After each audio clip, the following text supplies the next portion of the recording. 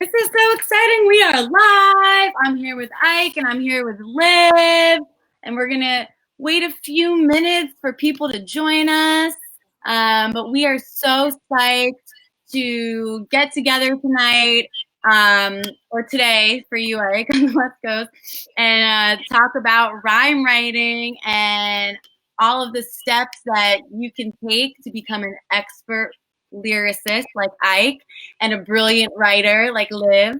It's going to be awesome to be able to tie that rapping and writing and being able to create raps about our passions in this time where we're all kind of apart and cooped up in our houses. It's going to be something fun to do. It's going to be something productive, definitely. Keeping alive with our P's, our 6 P's, which the audience will learn about in a second. Productive. We can add that to the long list we got going. Oh yeah, productive. Yeah. See, once it starts flowing, they just keep coming. Awesome. So we're super excited to be here with all of you today. We hope that you find it beneficial. We want it to be fun, but we also want it to be fruitful and for you to leave with something tangible, whether you're a parent or a teacher or a student. Just something, an activity that you can take away, especially during these times when we're on lockdown. I know personally myself as a parent, and I'm sure Liv's mom and dad can attest. It's uncharted territory, and so we're all trying to figure it out, and we're all in it together. So we hope you find these sessions that we're going to be doing today, tomorrow, and Thursday, all at the same time, 7 p.m. Eastern time. We hope you find them beneficial and have some takeaways to take back to the house to keep your kids engaged and excited and creative and learning. So real quick, Liv, I think we should start with some introductions for those who might not know exactly who we are. Do you want to kick it off? Yes, I would love to. Hi, everyone. My name is Liv, also known as LivBit. I make short videos for kids and teachers called LivBits, where I talk about reading, thinking, and life. I absolutely positively love Flocabulary and Ike. Woo! And I also do global keynote speeches and school visits to help inspire all people to love books and use technology to create. I'm also the author of a book with my mom, Cynthia, called Spark Change, Making Your Mark in the Digital World. Awesome. Thank you. I'm going to clap for you, for everybody out there, because I'm sure they're super impressed with all that you've been able to accomplish at such a young age. And so as you could tell, for those of you out there, you're going to learn quickly why it made a lot of sense for us to partner on this. You can tell that Liv's a huge lover of books and literacy, just a super creative, really a big advocate in student voice. And so it just made a lot of sense for us to collaborate. We're going to talk a little bit about how this all came about. So my name is Ike Ramos. I'm the director of district partnerships at Nearpod and Flocabulary. Prior to coming into the EdTech world, I was actually a school principal, teacher and then principal for several years. Prior to that, I was actually a hip hop artist. So I was a hip hop artist first, became an educator, and now at Nearpod and Flocabulary, I'm able to marry my 2 passions of education and hip hop, specifically on the Flocab side, and where we create educational hip hop videos for any of you who aren't familiar with that. And so, I'm also a huge lover of literacy and books and student voice, and so. Liv and I, and actually we met at TCEA, correct, in Austin, Texas, just 2 months ago. And so Liv had stopped by our booth and with her mother, and I believe they were promoting their book or just engaging in the conference and having a good time. Anyway, they stopped by, and I think one of my colleagues was like, "Hey, welcome to the booth, Flocabulary," and she was like, "Oh my God, I love Flocabulary." Yeah, and then they were like, "Oh, go ahead." I saw the Flocabulary sign, and I couldn't even. I just was like looking straight at it. I just started walking towards it, and I got there, and I was like, "Oh my goodness, I am here with like one of my dream platforms. Like my teachers use Flocabulary. I love using Flocabulary, and now I get to create a Flocabulary rap." That's right. And so I just happened to be lucky enough to be one of the ones that was close by. So I got introduced to Liv, and you know, kind of jokingly, I was like, hey, let's collaborate. And, you know, just her enthusiasm was like, absolutely, I'm down. There wasn't a ounce of hesitation. And so, you know, in the moment, that made me say, like, no, we should actually do this for real. And so we connected. Maybe a couple of weeks later, you know, all this craziness had started taking place. But we connected maybe late March, early April. And I feel like everything just aligned perfectly. April, for those of you who don't know, is National Poetry Month. You know, us being at Flocabulary, we 100% believe that hip hop is poetry. And so, you know, the connection started happening. So I got on a call with Liv and her mother, and we started brainstorming what could we do that would be fun, you know, for our collective audiences, but also beneficial. So we started talking about maybe actually following through on this, creating this rap together and really spotlighting the rhyme writing process. And so on a brainstorm call, we actually came up with our very own framework, and we're calling it the 6 Ps. And that's what you're going to learn about on this call today. And we really tried to simplify it to make it easy for parents and educators and students out there working at this at-home remote learning environment. And so the 6 Ps are pick, plan, prioritize, put together, perform, and process, aka reflect and debrief. And so today, we're actually going to be diving into the first 2 Ps, which is pick and plan. And it's our goal to stick within the, you know, a 30-minute time limit, and hopefully leave some time at the end to be able to chat with you guys that might have questions. But just know today is going to be pick and plan. Tomorrow we'll do prioritize and put together. And then on Thursday, we're going to perform. So you'll hear the final product. And then I'll debrief with Liv here and kind of get the student perspective on what was challenging, what was fun, what did you enjoy, what would you do differently, what do you recommend to other students. And so we're going to walk you through that whole process during our sessions today, tomorrow, and Thursday. So hopefully you can tune in all 3 days. If you can't tune in live, we 100% understand that everybody's super busy. But they are going to be all recorded, and then we'll also reshare them on Twitter and Instagram. So be on the lookout on like Flocabulary's Twitter, Instagram, and Facebook, as well as Liv social media, which is the LivBits. So make sure you tune in over these next 3 days. But anything you want to add to all of that, Liv? Yes, actually I do. So go for it. Farther back in what you were talking about, where in this time where we all are apart from each other, it is really important that we are still staying connected.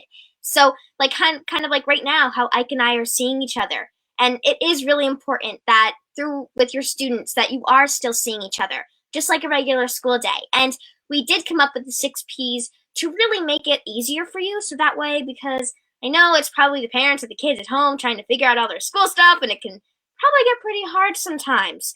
And so we wanted to make this as simple and as awesome as possible. Yeah, 100%. No, thank you so much for sharing that. I think that connection piece is definitely key. And so, again, you heard it straight from a student yourselves out there. If you're an educator or even as a parent, make sure and make that time to connect with your kids. And again, you know, this is why we want to share this particular activity as something to do at home. First of all, it's academically rigorous. Taking content, researching it, and then writing a rap about it is not an easy skill. But it's also fun and taps into, you know, student creativity and student voice. And then, you know, what student doesn't love hip hop? So it's just a way to make that at-home learning experience a little more enjoyable without having to sacrifice any rigor and still nurturing those literacy skills. And so, Liv, if you're ready, I think we should dive in. I'm gonna share my screen, and maybe we should dive into step 1, which is picking a topic. You ready for that? Topic. Yes, I'm definitely ready. So we've actually created a landing page for National Poetry Month, and what you're gonna see here on the shared screen is a bunch of awesome resources, graphic organizers, links to vocabulary lessons, Nearpod lessons, even some information on how you can use Flipgrid to allow your students to record their raps and submit them to you via Flipgrid. You're going to see Liv's final product final video is gonna live on here, her final rap. And just a bunch of awesome resources. The first thing you'll notice is this video here. So in honor of National Poetry Month, in this collaboration with Liv and the LivBits, I thought it would be cool to lead the way and create a rap to share with all of you guys. And maybe it's something you can share with your students to get them motivated. But before we dive into the first P, I thought I could play this video if that's cool with you, Liv. Yes, that actually would be awesome. So that way they can really see an example of a great rap. All right, let's do it. What up, everybody? Y'all know what time it is. April is National Poetry Month, where we celebrate its importance within our culture, and poets who pave the way, they offer wisdom, uplifting ideas, promote reflection, help us think and build emotional and spiritual connection. Especially in the midst of corona and this commotion, poetry is key for expressing all our emotion. Don't doubt it, great creative outlet, highly touted. And April is the month for you to learn all about it. There's many styles and flavors like Baskin Robbins. Hip-hop is poetry to get your head bobbing. It's a way for both adults and children to share their voices. For at-home learning, it's one of the great choices. So start with paper and pencil, it's not scary. Or take it up a level and use Flocabulary. We got the academic content and tools. Lyric Lab even has a ton of beats for you to choose. We have a challenge for you and a hashtag. Teachers who flocab and students who flocab. So post your raps and poems, let's get it poppin'. And tag Flocabulary so others can see you rockin'. So that is what we're definitely hoping, which I think is definitely going to happen, what our rap is going to look like, and the rap that you create with your kids. And even, you don't need students to create a rap on your own. You can create one. See, that's why we got the teachers who flocab and the students who flocab. So we want to encourage the adults to participate in this as well. And so, yeah, let's get it started. So again, today we're focused in on the first two P's of our 6P rhyme writing process, and that's pick and plan. So this is the same general format that we follow at Flocabulary. Everything has to start with the topic.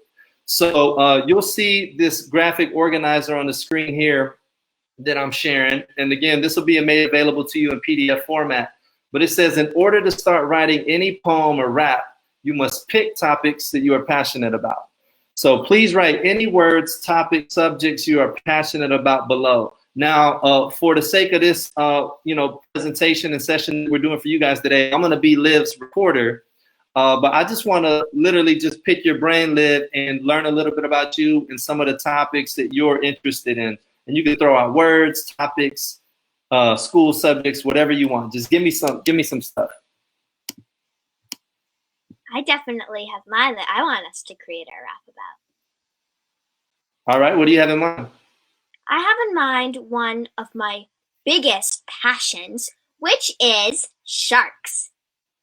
I know people All right. are a little bit like, huh? But I've been into sharks for so long, and I think that they would be a great way to start out with your rap. And I think that for everyone that's listening and wants to create raps as well, I think it is really important that for your first, it would be best to do something that you can really talk about. Like, I could talk about sharks, Ike, forever. This call would go on forever. And so I think that that's probably the best kind of topic that you would want to pick for your rap, is something that you absolutely love. I got a question for you, a follow-up question. What is it? Are your raps sharper than shark teeth? Ooh, that's a good one. Now we're gonna show them, right?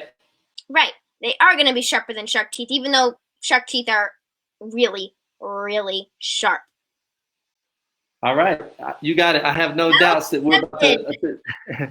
Yeah, you got this, girl.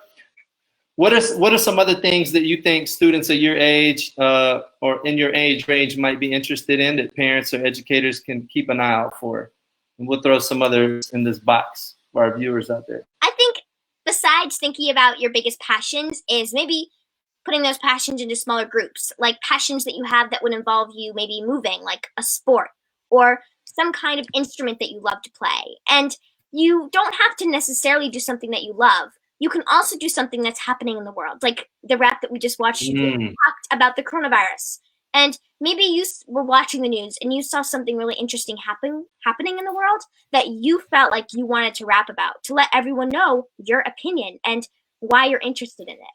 So not only global causes and passions, but maybe people that you're passionate about. I have favorite all-time shark books, Swimming with Sharks, The Daring Discoveries of Eugenie Clark by Heather Lang. And so I could create a rap about my shark scientist hero, Eugenie Clark. I love it. And you got a job, by the way, okay? I'm officially hiring you to be my my co-researcher / co-rapper. Like, I love the way you think. You shared a lot of things that really stuck out to me, to be honest, that I wasn't even thinking about. But it's ironically stuff that we do at Flocabulary. You mentioned the current events. At Flocabulary, we actually do something called the Weekend Rap, where we cover, 6 to 10 current events each week.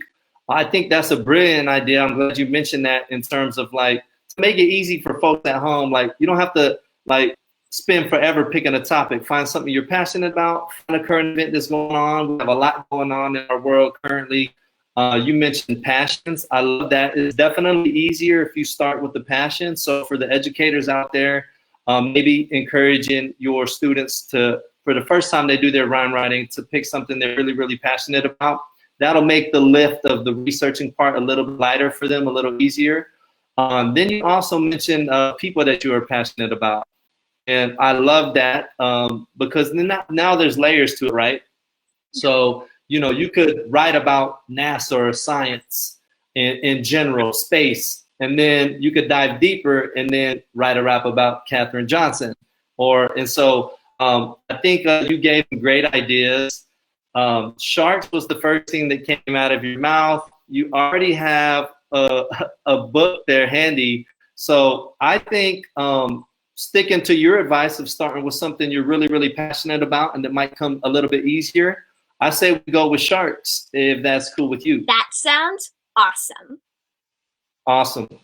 Now, one thing I did want to share that folks can do at home for inspiration, and let me see. I think I have it on the screen.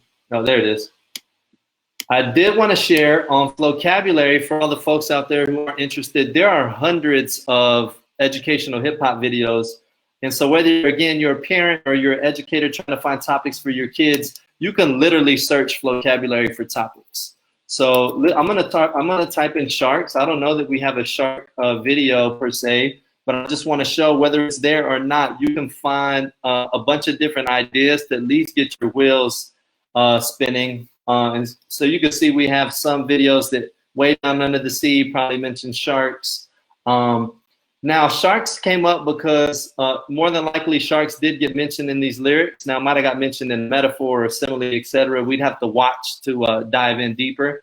But you can say, plants, and different videos on plants will come up.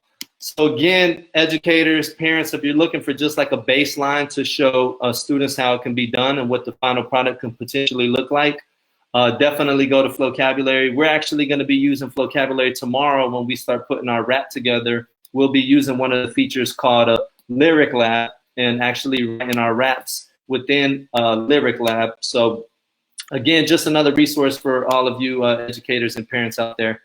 All right, so we're done with step one. That was easy, right? So we picked the topic, and now we want to dive into the planning.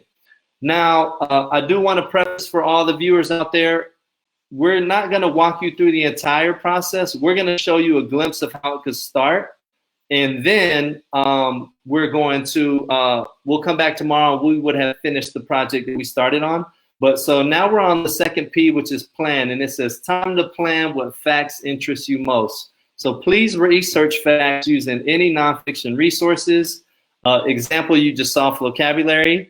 You see Liv has her book there. What's the name of that book? It's just one of the very generic eyewitness books. And I think that what's so great about shark books is that you can find books that are that have a lot of facts packed into them, like this, that are mostly telling you about just the facts. And then there are also books like this that kind of have a little bit of a story involved in them. So even though it's still about sharks, it has, instead of just saying facts, it has talking about a person and their life and their experience with loving sharks. Awesome. And I think that's important. And, you know, that's something that we actually do at Flocabulary when creating our videos is we pull research from multiple sources, right? So you can pull resources from one that's a more traditional nonfiction text source that reads like a bunch of facts, or to Liv's points, you can pull something that maybe reads a little bit differently and might be a little more engaging and feel less academic. You know, sometimes we got to trick the kids into doing the work that we need. Awesome. So, well, you got two sources there for us already. I say what we do, just again, we want to really model this for all of you out there and help you see how easy this could be for your students or kids at home. Why don't we start reading one of those books, and you can pick whichever one you want. I'm going to be your recorder. So as you read, if something sticks out to you that you want to include in your rap, and it's not the final thing, but that you potentially want to include in your rap, you let me know and I'll write it down on our graphic organizer over here on the screen we're sharing. And then likewise, if I hear you read something cool that jumps out to me as a rapper, I might interrupt real quickly and say, hey, we should use that. Sound good? Yes, and I think that I actually, even though both of these books could be used very well, I think that I actually can also pull from my brain a little bit because I have lots of shark facts packed in here. And if I need more, then I can just go over to one of my sources. And just so you know, when I told my dad that I would be working with you and that you make raps, he said that in the rap, we have to rhyme ichthyology, ichthyologist, and apologist. So ichthyologist, apologist, he goes, those are perfect. We have to rhyme those. So I just wanted to make sure that I got that in there. Well, you know what? Tell him he did half of the work for us because we can rhyme apologist and ichthyologist right there. We're halfway done. Woohoo! I already have a great couple facts that I definitely want to start. All right. Yeah, so let's hear them. The first one would definitely be that a lot of the time, people base their idea of sharks off of movies like Jaws and the Megalodon. Those movies that take sharks and they twist them into this big ocean monster that you should fear. But I believe that sharks are amazing and misunderstood, and that 90% of the ocean is undiscovered. So if you think about all the shark species that we know now and how many more there must be out there, that's definitely something cool to think about. Now, with my love of sharks, you still have to focus on some of the negative things, like how sharks are incredibly endangered. And the reason why is because people love their shark fin soup and their shark toiletries, especially shampoos. And so if we keep on killing sharks, it would cause something called trophic cascade, which means just because the sharks die doesn't mean that the ocean is going to be the only thing that's affected. It's going to affect all of us, which really is something scary to think about. I mean, who would want to go to the beach to go in water full of dead fish? Sharks are known as the vacuum cleaners of the ocean. They basically suck up all the dead things that are in there because sharks have a pretty broad diet, I would definitely say. There's one species of shark called the tiger shark. Now, the tiger shark isn't only different because of its amazing stripe pattern on its body. Am I going slow enough for you? I just wanted to let you. Oh yeah, hey, you got me so hyped. Like I'm coming up with raps in my head. I gotta remember this is gonna be your rap. I'm just being your note taker, but you are sharing the best information. And to everybody out there, that's the power of doing the research. Like we read the book out loud and gone through that. Clearly, Liv has researched this topic a lot. And so, but again, this is the perfect example or the perfect avenue to remind your students or your children how important it is to know what you're talking about, right? And even myself as a professional rapper, like I'm limited to writing and rapping about what I know. Now that can be life experiences, etc. But the more knowledge, the more information, the more truths I have in my arsenal, just naturally the better writer and rapper I'm going to be. And so Liv, by having done thorough research, is really setting herself up to be able to execute on the writing part because she has such a wealth of information that she's able to pull from. No, quick. I got a lot of things that would go great in the rap. People base their ideas on sharks on movies. You feel like they're amazing and misunderstood, so you're adding that personal element. 90% of the ocean is undiscovered, so tapping into that student creativity. Man, there must be so many different species of sharks out there. You mentioned how they're endangered. That's definitely struck me as something that we'll want to include in there. You even mentioned why they're endangered. So, people love their shark toiletries. I didn't know shampoo. So I'm going to research that, not to buy any and not to contribute to this crisis, but just out of curiosity. You mentioned the trophy cascade. I think, this whole theme of hip hop is poetry. It really speaks to a broader, or maybe a more specific goal of ours at Flocabulary, which is literacy across the core curriculum. And when I tell you that's a 5-star academic vocabulary word right there, trophic cascade, that's amazing. I think we should definitely include that. You spoke to how that their absence would affect us all.